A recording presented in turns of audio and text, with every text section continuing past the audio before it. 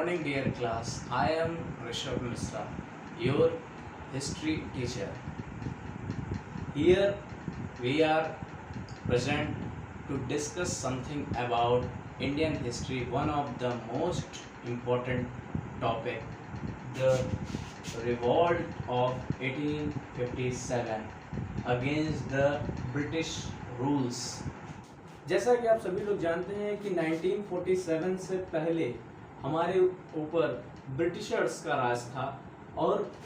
उनके द्वारा बनाए गए नियम कानून जो हमारे लिए बहुत ही एक्सप्लॉइटेड था और उसका पालन हमें करना पड़ता था, जिसके कारण हमारे ही देश में लोगों को बहुत सारी समस्याएं आती थी। उन्होंने कोई भी कानून बनाया तो उसका पालन हमेशा हमारे लिए बहुत ही एक्सप्लॉइटिंग था। तो इसके लिए हमारे देश के कई सारे रिवॉल्यूशनरी ने अगेंस्ट में कुछ ना कुछ किए, कुछ ना कुछ फ्रीडम फाइटर्स ने कार्य किए। ऐसा ही एक दौर था 1857 की लड़ाई का। अंग्रेज बाहर से कारतूस मंगा रहे थे और वो कारतूस कुछ ऐसा था कि उसमें सुअर और गाय की चर्बी का मिलावट था। ऐसे में क्या हुआ कि उस समय के सैनिक का कार्य कर रहे थे वो बहुत ही उच्च वर्ग के भी बहुत सारे लोग वहाँ पर कार्यरत थे। तो और इसके साथ ही वो कुछ लोग हिंदू थे और मुस्लिम थे। तो उनको लगा कि इस कारतूस का प्रयोग करने से हमारे धर्म पर हानि होगी और यह अंग्रेज हमें धर्म के प्रति खराब करना चाहते हैं। इसके साथ साथ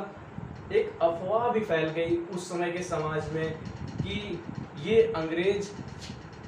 हड्डियों को पीस कर आटों में मिलाकर हमको खिलाना चाह रहे हैं, जिस कारण लोगों को धर्म के से संबंधित मन में एक नए विवाद को जन्म दिया, जो विवाद धर्म को लेकर था। और धर्म को लेकर ये बातें तो आप लोगों को पता ही है कि अफवाहों की तरह फैलती हैं। जैसा दमदम में एक जगह पे सैनिक कारतूस कारखाना था, जहाँ पर एक एम्प्लॉई जो लो कास्ट का व्यक्ति था, वह एक दिन एक सैनिक से कहता है मुझे पानी पिलाओ, जो सैनिक उच्च कास्ट का व्यक्ति है। अब आप लोग लो कास्ट और उच्च कास्ट को थोड़ा समझिएगा। उस समय के समाज में लो कास्ट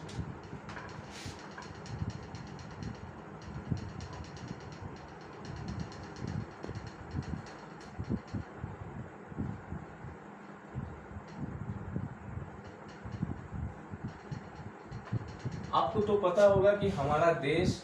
शुरुआती दौर में एंसेंट हिस्ट्री में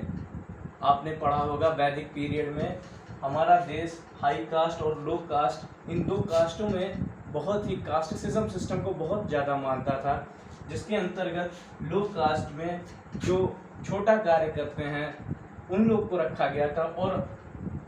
अपर और सुपीरियर लोग हाई कास्ट के लोग थे, जिसमें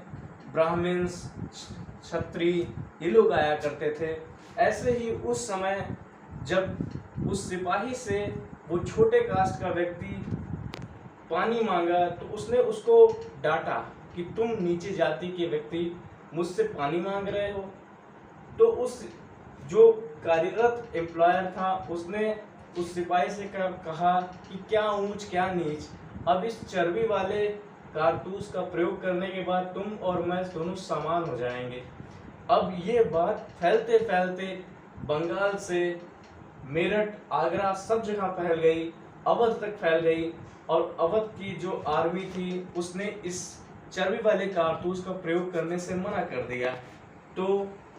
उस समय के जो अंग्रेज जनरल्स थे उन्होंने इसका प्रयोग मेरठ में प्रयोग करवाना चाहा। तो मेरठ में इस कारतूस का जब प्रयोग की बात आई तो सेनाओं में क्या होता है कि उनकी एक दूसरे से बातचीत होती रहती है, तो वो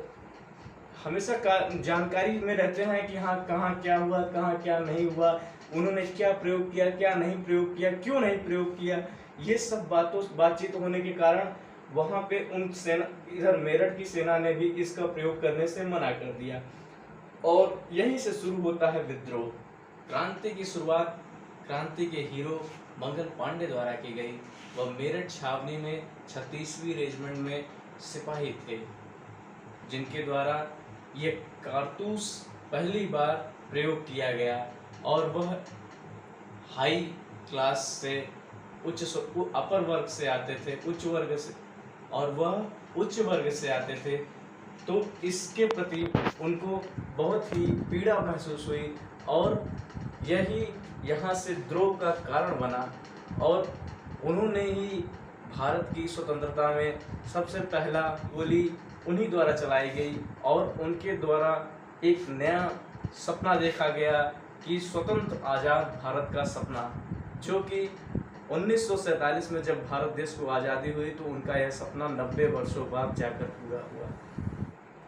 उन्होंने विद्रोह किया, उन्होंने रात में एक संगठन बताया, एक सेना उन्होंने रात में बैठकर एक बैठक की और उसके बाद जाकर अटैक कर दिया वहाँ की जो कारतूस विभाग थी, इसके साथ जहाँ फोन लाइन थी वो सारी लाइन को काट दिया गया, जिससे जैसे कि बात दिल्ली तक ना जा पहुँचे और जिस कारण सारा संपर्क अंग्रेजों का टूट गया। और अगली ये टाइम पीरियड था 10 मई 1857 का। अगले दिन सुबह तड़के मेरठ की सेना पहुंच गई दिल्ली में। दिल्ली किला में पहुंचते ही वहां बादशाह सलामत बहादुर शाह जफर अपने रमज़ान माह के रोज़े त्योहार से उठे थे और यहाँ बहुत शोर सुनकर उन्होंने किले में देखा कि मेरठ की सिपाही सब आ गए और सब उन्होंने मेरठ की सारी कहानियाँ बताई कि हमने सारे अंग्रेज़ों को वहाँ मार दिया है और आपकी मदद, आपके नाम से हम रेवोल्यूशन चलाना चाहते हैं अगेंस्ट द ब्रिटिश रूल। इतनी सेना देख बादशाह सलामत ने हामी भर दी और ये रिवॉल्यूशन उनके अंडर में चलने लग गया। और एक दो दिन तो कुछ नहीं हुआ, लेकिन धीरे धीरे फैलते फैलते बात दिल्ली के सारे जनता तक, आम जन तक बात पहुंच गई और जो अमीर लोग अंग्रेजों के साथ थे उनके घर भी लूटे गए और अंग्रेज जहाँ जहाँ पकड़ पाए जा रहे थे सब जगह उनको पकड़ पकड़ मारा जा रहा था, लूट लिया जा रहा था। यह सिलसिला चल रहा था और ये धीरे धीरे फैलते फैलते मेरठ से फैलते फैलते आगरा से बलिया में कुंवर सिंह द्वारा और कुंवर सिंह के नेतृत्व में और झांसी में रानी लक्ष्मीबाई के नेतृत्व में और कानपुर में नाना साहब के नेतृत्व में ये ऐसे फैलते फैलते ये देश के उत्तर भारत के कई सारे जगहों पर जाकर फैल गया और लगभग 1 वर्षों तक ये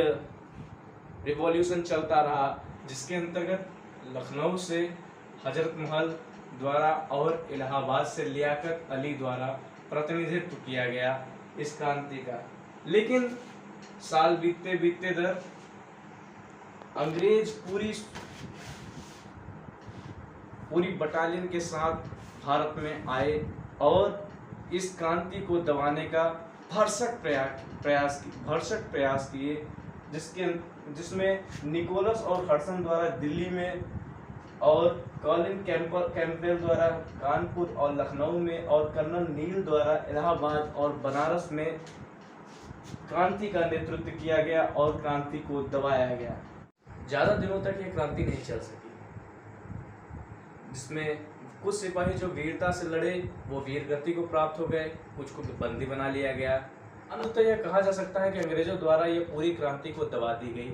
जिसके अंतर्गत निकोलस एंड हडसन द्वारा दिल्ली में और कॉलिन कैंपबेल द्वारा कानपुर और लखनऊ में और कर्नल नील द्वारा इलाहाबाद और बनारस में इस क्रांति को दबाने के लिए नेतृत्व किया गया। तो दोस्तों, आज की क्लास में हमने जाना कि 1857 की यह क्रांति कैसे शुरू हुई, कैसे फली फूली और अंग्रेजों द्वारा कैसे इसका दमन किया गया।